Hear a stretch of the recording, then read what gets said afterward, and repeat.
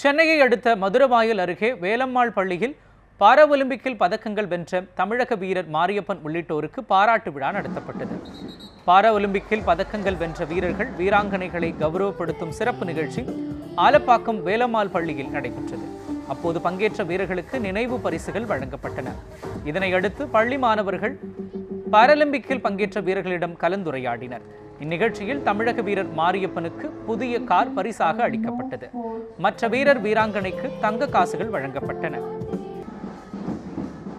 இதுக்கு மேலனாலும் நல்லா என்கரேஜ் பண்ணி நல்லா கீழே இருக்கீங்க மேலே தூக்கிட்டு வந்து நல்லா வெளியே இருக்கிறவங்கள வெளியே இருக்காங்க அவங்க உள்ள வரதுக்கு பயந்துக்கிறாங்க. அதில் வந்து நல்லா